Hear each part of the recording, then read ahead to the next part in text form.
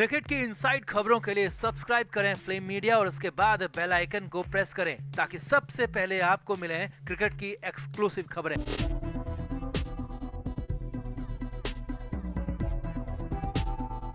Film industry में इन दिनों drug के तूफान ने तबाही मचाई हुई है। इस मामले में जहां बॉलीवुड भी दो गुटों में बटा दिखाई दे रहा है, वहीं ये मुद्दा अब देश में भी चर्चा का विषय बना हुआ है। ड्रग मामले में रिया की गिरफ्तारी के बाद और भी काफी सारे नाम सामने आ चुके हैं, लेकिन दिलचस्प बात यह है कि अभी तक सिर्फ बॉलीवुड एक्ट्रेस के नाम सामने आए हैं।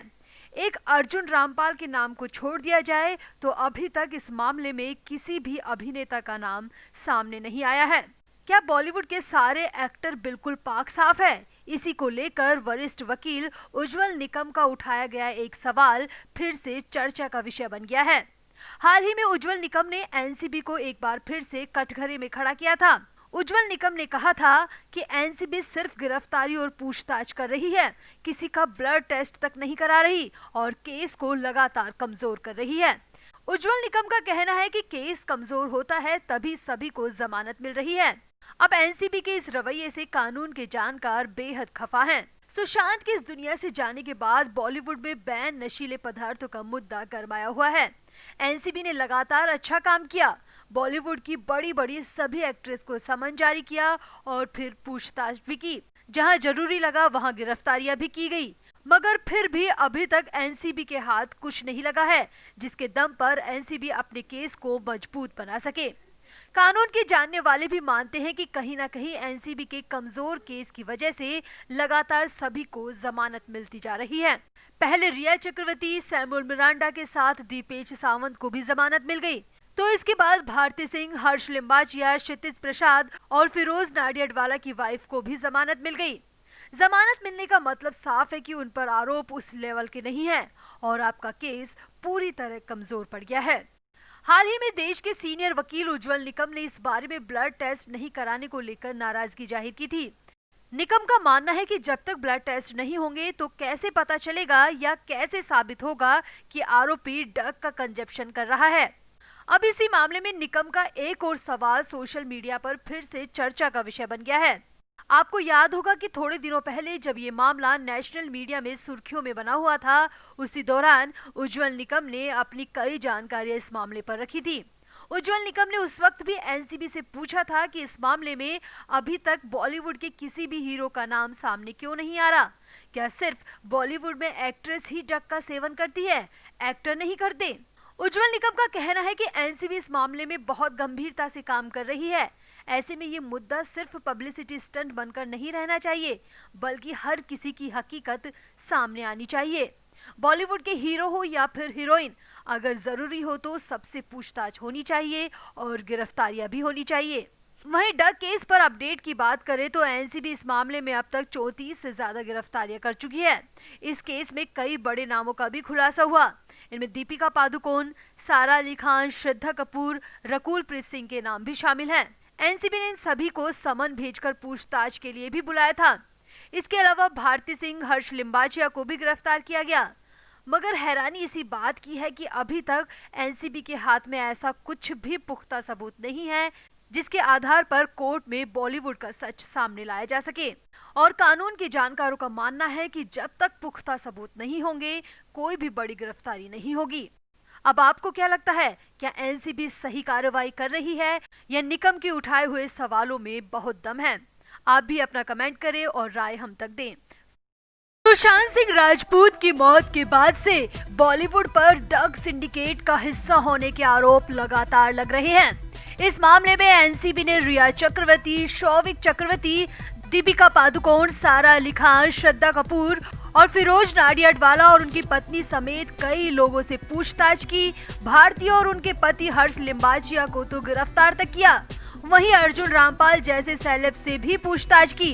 इस मामले में अभी तक 34 लोगों की गिरफ्तारी भी हो चुकी है।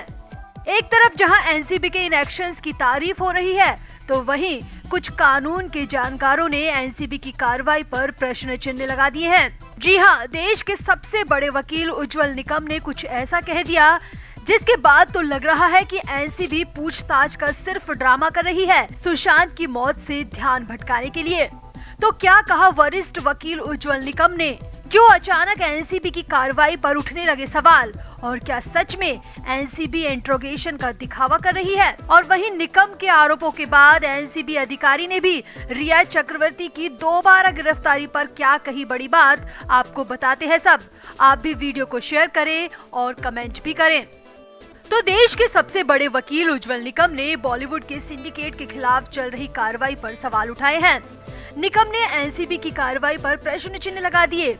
दैनिक भास्कर की एक रिपोर्ट की माने तो सीनियर एडवोकेट उज्जवल निकम ने एनसीबी पर कई सवाल दागे।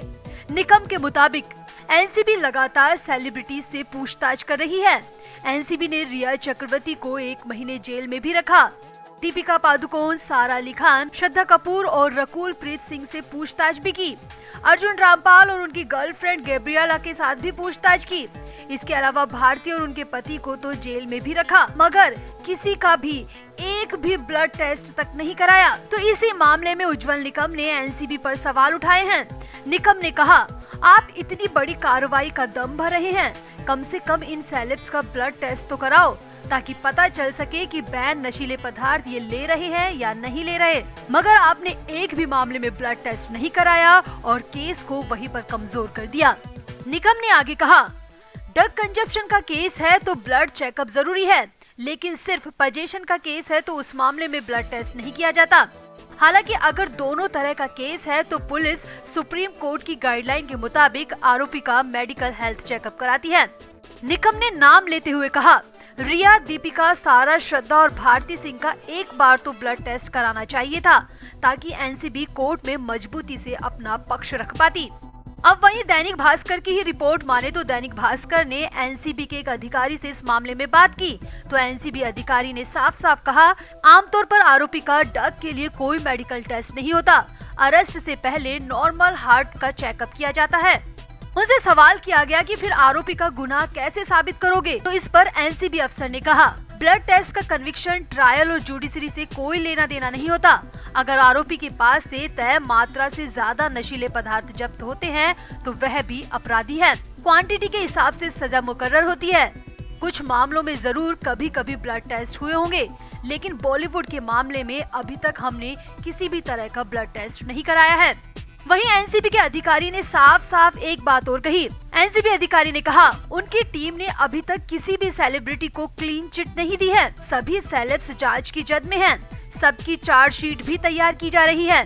वहीं अधिकारी ने बताया कि रिया चक्रवर्ती के मामले में हाई कोर्ट के फैसले को चैलेंज करने को लेकर दिल्ली में एनसीबी की टीम प्लान बना रही है और इस मामले में जल्द ही कुछ नया देखने को मिलेगा। तो निकम के आरोपों के बाद एनसीबी का रिया को लेकर दिया गया बयान काफी मायने रखता है और अगर सब कुछ ठीक ठाक रहा तो रिया चक्रवर्ती फिर से सलाखों के पीछे नजर आ सकती है। तो आप भी इस बड़ी खबर को शेयर करें और निकम और एनसीबी के बयानों पर भी कमेंट करें। Flame media report.